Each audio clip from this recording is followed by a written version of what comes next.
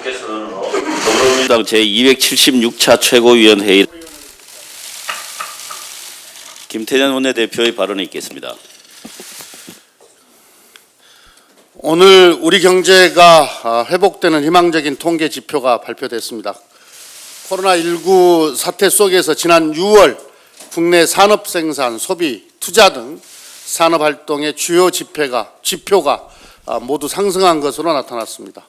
오늘 통계청이 발표한 6월 산업활동 동향에 따르면 6월 전 산업 생산은 전월보다 4.2% 증가했습니다. 소매 판매액, 설비 투자도 증가했습니다. 향후 경기를 예측하는 지표인 선행지수 순환 변동치도 전월보다 0.4포인트 올랐습니다. 이는 코로나 위기 이후 정부가 비상경제 체계를 구축하고 재정 지출을 확대하면서 적극적으로 대응한 결과입니다. 3, 4분기에는 V자 반등이 이루어질 수 있도록 자신감을 갖고 경제정책을 집행해 나가겠습니다. 특히 내수 소비 진작을 활성화하는 것이 경제회복의 관건입니다. 3차 추경의 신속 집행 등 내수 진작을 하기 위한 모든 정책 수단을 동원하겠습니다. 정부와 기업, 노동자 등 모든 경제 주체들이 합심해서 경제가 반등할 수 있도록 힘을 모아주시기 바랍니다. 야당도 경제 회복을 위해 초당적으로 협력해 주실 것을 요청드립니다. 집중호우로 부산에 이어 대전에서도 인명피해가 발생했습니다. 안타깝게 목숨을 잃은 분들의 명복을 빌고 유가족께도 진심 어린 위로의 말씀을 드립니다. 정부와 지자체는 다시는 집중호우로 인한 인명피해가 없도록 전국적인 점검과 재발방지 대책 마련에 나서 주시기를 바랍니다. 기상이변으로 해가 갈수록 집중호우가 잦아지는 데 반해서 이에 대한 대비가 더 철저했었는지 점검이 필요합니다. 정부는 한국판 뉴딜의 세부 과제인 재난관리자원 관리체계 혁신 사업에도 속도를 내주기 바랍니다. 방수, 펌프, 방호복 등의 필요한 재난관리 자원은 체계적으로 관리하고 재난 발생 시에 신속하게 공급해야 합니다. 이를 위해 정부는 시군구 단위로 분리되어 있는 재난관리 자원을 17개 시도에 통합관리센터를 설치해 관리할 계획입니다. 또한 ICT 기술을 활용한 재난관리 자원 통합정보 시스템을 구축해서 재고와 운송 현황 등을 효율적으로 관리할 것입니다. 민주당은 정부와 함께 호우 등 재난재해로 인한 인명피해가 다시는 없도록 제도 개선에 더욱 힘쓰겠습니다. 어제 민주당은 세입자 보호제도의 대혁신을 이뤄냈습니다. 계약갱신 청구권 제와 전월세 상한제를 담은 주택 임대차 보호법 개정안이 본회의를 통과했습니다. 1989년 계약기간이 1년에서 2년으로 바뀐 지 31년 만입니다. 그동안 750만의 무주택 가구가 2년마다 주거 불안에 시달려야 했습니다.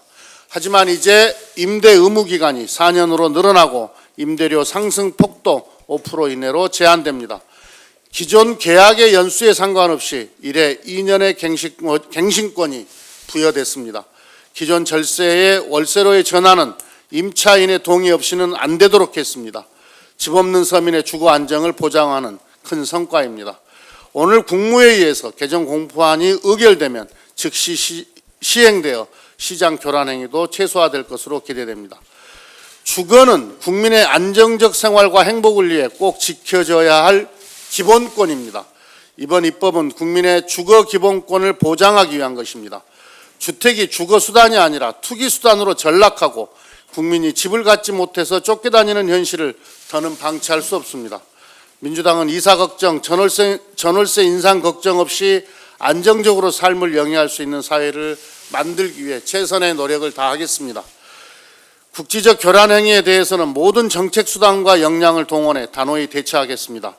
민주당과 정부가 준비한 부동산 관련법 통과 이후 각종 뉴스가 쏟아지고 있습니다. 큰 틀에서 주택시장이 안정될 것으로 예상됩니다.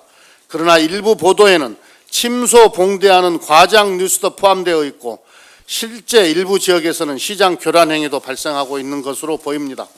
민주당과 정부는 통과된 법과 제도가 제대로 정착되도록 세심하게 챙기고 빈틈이 발생하지 않도록 꼼꼼하게 살피겠습니다. 다만 국지적인 시장 교란 행위에 대해서는 모든 행정력과 정책 수단을 동원해 강력히 대처하겠습니다. 민주당과 정부의 투기 근절과 부동산 시장 안정화에 대한 정책 의지는 확고하며 언제든 더 강력한 추가 대책을 준비하고 있다는 점을 분명히 말씀드립니다. 다음 주 본회의에서 부동산 세법 등 남은 법안들도 통과시켜서 주택시장 안정을 위한 입법을 완성하겠습니다. 코로나 대책과 관련해서 한 말씀 드리겠습니다. 다음 주면 장마가 물러가고 본격적인 휴가철이 시작됩니다. 많은 국민께서 들뜬 마음으로 휴가 계획을 짜고 계실 것으로 생각합니다. 그러나 최근 유럽에서는 휴가지를 중심으로 코로나19 유행이 다시 번지고 있는 점을 유의해야 합니다. 일본, 호주, 중국 등 아시아 나라들도 코로나 확산세가 심상치 않습니다. 우리나라도 언제든 재유행의 가능성은 있습니다. 국민 여러분께 사회적 거리 두기와 밀폐, 밀집, 밀접 지역을 멀리하는 3밀, 실내에서 마스크 착용 등 3행, 발열 증상이 있으면 여행 가지 않기 등 3금, 개인 방역 수칙을 철저히 준수해 줄 것을 당부드립니다. 방역 당국과 지자체에도 더욱더 철저한 방역 관리를 요청합니다. 민주당은 광역단체와 예산정책협의회를 통해 방역관리 상황을 점검하고 빈틈없는 대비를 요청한 바가 있습니다.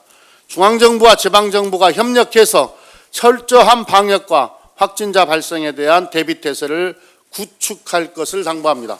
아울러 휴가지, 바가지 상흔이 없도록 단속에 힘써주실 것도 당부드립니다.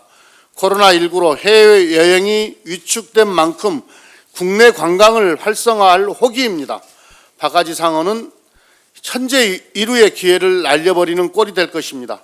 지역경제 활성화와 관광산업의 체질 개선을 위해 지역사회가 함께 공감대를 만들어갈 수 있기를 기대합니다. 이상입니다. 박광원 최고위원의 발언이 미래통합당이 더불어민주당의 의회 독재 프레임을 씌우기 위해 무진 애를 쓰고 있습니다. 이 행위는 국민의 고통을 조장하는 행위입니다. 당리당략을 위해서 국민의 고통을 외면하고 조장하는 행위를 당장 멈추기 바랍니다. 어제 국회에서 통과된 주택임대차보호법은 주거안전망, 주거복지법으로 부를 수 있을 것입니다. 1998년 헌법재판소는 주택임대차보호법 위헌소송과 관련해서 주거생활의 안정은 국민이 인간다운 생활을 하기 위해 필수 불가결한 요소이고 국가는 경제적 약자인 임차인을 보호하고 사회복지의 증진에 노력할 의무를 진다고 판시했습니다. 헌법 제34조의 가치와 내용에 기초한 결정이었습니다. 2014년 상가임대차보호법에 대한 위헌소송에서도 1998년의 판례를 다시 인용했습니다. 즉 주거 불안으로 고통받는 국민을 위한 입법과 정책 활동은 헌법 정신의 실현이고 국회의 모든 정당과 정부가 해야 할 당연한 책무라는 것입니다. 그러나 국회는 주택임대차 기간을 1년에서 2년으로 늘리는 결정, 1989년의 결정이죠. 그 결정 이후에 30년 넘게 후속 입법을 단 하나도 하지 못했습니다. 외면하고 방치하는 것입니다. 그러는 동안 집 없는 국민의 삶의 질이 어땠는지는 우리 모두가 다 잘 알고 있습니다. 이제 발상의 전환이 절실한 시점입니다. 주거 불안을 해소하기 위해서는 무책임하게 시장 원리에만 맡겨둬서는 안 됩니다. 주거 복지 차원으로 인식을 대전환하고 집 없는 국민을 적극적으로 보호해야 하는 것이 국회의 책무입니다. 이것이 시장 경제의 원리에도 맞는 방향입니다. 우리보다 자본주의와 시장 경제를 먼저 발달시킨 해외 주요 선진국들은 이미 오래전에 전월세 상한제와 계약갱신 청구권을 도입했습니다. 그런 의미에서 이번 주택임대차보호법 통과는 참으로 만시지탄이라고 할 수 있습니다. 국회가 당연히 해야 할 일을 한 것입니다. 초등학제와 중고등학제를 고려해서 6년으로 늘리는 데까지는 가지 못했지만 국민의 주거 안정에 기여하는 것은 물론 우리 경제의 체질을 바꾸는 민생 경제의 대전환점이 될 것으로 확신합니다. 앞으로 정부와 함께 면밀하고 신속한 후속 조치를 통해서 제도 도입에 따른 혼선을 최소화하는 데 총력을 다하겠습니다. 미래통합당이 계약갱신 청구권 도입으로 전월세 가격이 폭등한다고 주장하고 있습니다. 제도 도입의 취지를 훼손하고 주택시장의 혼란과 교란을 부추기는 자극적 선동입니다. 1980년 중반부터 주택 가격과 전세 가격이 동시에 급등하는 현상이 나타났었습니다. 그러다 1991년 2%대로 떨어진 이후 7년 동안 안정된 사실을 주목했으면 합니다. 일기 신도시 입주 영향도 있겠지만 임대차 보호법 개정이 긍정 역할을 했다는 것을 부정할 수 없을 것입니다. 미래통합당에게 간곡하고 단호하게 말씀드립니다. 주택 임대차 보호법은 그동안 국회에서 발의돼 왔던 내용들입니다. 19대와 20대 국회만 보더라도 유사한 법안이 19건이나 발의됐고 법안 소위 과정에서 미래통합당은 시장에 맡기자고 주장했습니다. 1, 2년만 참으면 시장이 정상화될 수 있다고 말했습니다. 국민의 고통을 외면하는 자세로 일관하면서 법안을 막아왔습니다. 주택임대차보호법은 갑자기 하늘에서 떨어진 법안이 아닙니다. 국민이 오랜 시간 국회에 요구하고 충분히 숙성되어 온 대표적인 민생경제 법안이라는 것을 다시 한번 강조드립니다. 어제 당정청이 국민이 그토록 원했으나 20대 국회가 매듭짓지 못했던 권력기관 개혁의 세부적 방향을 확정했습니다. 권력기관에 집중된 힘을 빼고 나누고 각 기관의 특성에 맞게 전문화하는 방식으로 상호 조화를 이루는 견제와 균형의 틀을 마련하는 것입니다. 힘을 분산하고 견제와 균형의 원리가 작동하도록 하는 것, 이것이 개혁의 요체입니다. 우리나라 권력기관이 가진 공통점이 있습니다. 바로 국민 위에 군림하면서 국민과 민주주의를 억압했던 지울 수 없는 흑역사입니다. 국정원과 경찰과 검찰이 이런 흑역사를 청산하는 데 관객이 아니라 주인공이 되고 객체가 아니라 주체가 돼서 국민의 기대에 부응하길 바랍니다. 이상입니다. 검언유착 사건 수사팀이 한동훈 검사장의 휴대전화에 대한 추가 압수수색 영장을 집행하는 과정에서 한동훈 검사장과 수사팀장인 정진웅 부장검사 간의 몸싸움이 벌어졌습니다. 법을 집행하는 검사들 사이에서 벌어졌다고 믿기 힘들 정도의 당혹스러운 사건입니다. 그러나 이 사건은 이례적인 검사들의 충돌 사건으로만 볼 것이 아니라 그 본질을 정확히 살펴볼 필요가 있습니다. 검언유착 사건은 검찰총장의 최측근이 연루된 의혹입니다. 개입 의혹 당사자인 한동훈 검사장은 공정성 논란에서 벗어나기 위해서 수사에 철저히 협조해야 할 의무를 갖고 있습니다. 그러나 수차례 소환 통보에 불응하다 수사 시작 3개월이 지났어야 첫 조사를 받았고 비밀번호 해제 비협조로 휴대전화의 포렌식 진행을 막았습니다. 이번 몸싸움 사건 역시 수사팀이 한동훈 검사장을 소환해서 휴대전화 유심을 확보하려 했으나 이를 거부하는 바람에 현장 압수수색까지 이어지면서 사건이 발생했습니다. 검사라고 해서 법원이 발부한 압수수색 영장의 집행을 거부하거나 방해한다는 것은 있을 수 없는 일입니다. 정확한 경위가 곧 밝혀지겠지만 애초 한동훈 검사장이 자신의 혐의를 벗기 위해 수사에 충실히 임했다면 사태가 발생하지 않았을 것입니다. 한동훈 검사장은 검찰 고위 간부로서 검찰에 대한 국민적 신뢰를 회복시켜야 할 책임을 갖고 있습니다. 본인에 대한 국민적 의혹을 하루빨리 해소하기 위해서 수사에 충실히 협조해 사실관계를 명확히 밝혀야 할 것입니다. 법과 원칙을 다루는 검사들의 상급자로서 해야 할 최소한의 임무를 다해야 할 것입니다. 이상입니다. 김혜영 최고위원의 발언. 네, 남인순 최고위원의 발언이 있겠습니다. 네, 어제 세입자의 수건인 주택임대차보호법 개정안이 통과됐습니다. 세입자에게는 2년 계약이 종료되어도 2년 더 계약을 연장할 수 있도록 보장하고 임대료 상승폭을 5% 내에서 제한하는 내용입니다. 이제 2년마다 계약이 종료되어서 이 집 저 집 옮겨 다녀야 했던 세입자들에게 안정적인 주거 환경이 마련되었습니다. 또한 천정부지로 치솟았던 임대료도 그 상승폭이 제한됨에 따라 세입자들의 부담이 한결 덜게 되었습니다. 우리 당의 민생연석회의는 최근까지 민생 공정경제 세미나와 각종 토론회를 통해서 해외 세입자 보호 대책 사례를 연구하고 제도 개선 방안을 논의해 왔습니다. 이미 많은 선진국에서 정당한 사유가 없으면 임대차 계약을 종료시킬 수 없도록 규정하고 있습니다. 반면 우리나라 세입자의 평균 거주 기간은 3, 4년으로 자가가구의 11년에 절반에도 미치지 못했습니다. 2년 내에 주거 이동률은 35.9%로 전 세계에서 가장 높은 수치라고 합니다.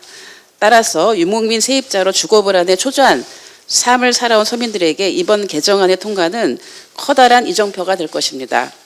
세입자 보호의 핵심은 임대기간의 충분한 보장과 적정한 임대료입니다. 그런 의미에서 이번 주택임대차 보호법 개정안은 안정적이고 인간다운 생활을 할 권리를 찾아준 의미가 있는 민생 법안임을 다시 한번 강조드립니다. 이상입니다. 발언이 있겠습니다. 예, 김태년 원내대표 지적이 있었습니다만 예년과 달리 장마가 길어지면서 국지성 폭우로 곳곳에서 피해가 발생이 안타깝습니다. 최근 부산과 대전에서는 폭우로 인한 인명사고도 발생했습니다. 안전사고가 발생할 때마다 대책을 세운다고 했지만 안타까운 인사사고가 계속되고 있습니다. 관계당국은 국민들의 안전을 지키는 일에 소홀함이 없도록 사전 예방에 만전을 기해 주시길 당부드립니다. 자연재해에도 미리미리 준비하면 그 피해를 최소화할 수 있을 것입니다. 어제 국회에서 처리된 주택임대차보호법 개정안은 집 없는 서민들 위해 꼭 필요한 법안입니다.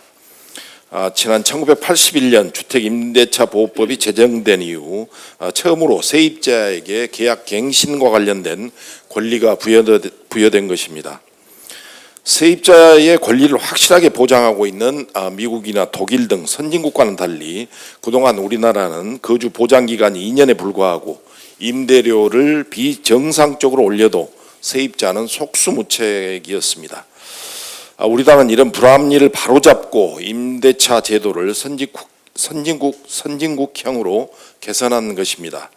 앞으로 무주택 세입자들의 주거 안정에 큰 도움이 될 것으로 기대합니다. 미래통합당이 임대인과 임차인을 분열시키는 법안이라고 이렇게 폄하하고 있는데 또 더 나아가서는 임대차 3법에 반대하면서 종부세 완화 법안을 발의하고 있는 것으로 알고 있습니다. 미래통합당은 집 없는 서름은 아랑곳하지 않고 부동산 투기 세력과 향연을 즐기려 한다는 인상을 지울 수가 없습니다. 미래통합당은 집값 안정을 바라는 서민들의 애절한 호소에 귀를 기울이시기 바랍니다. 이상입니다.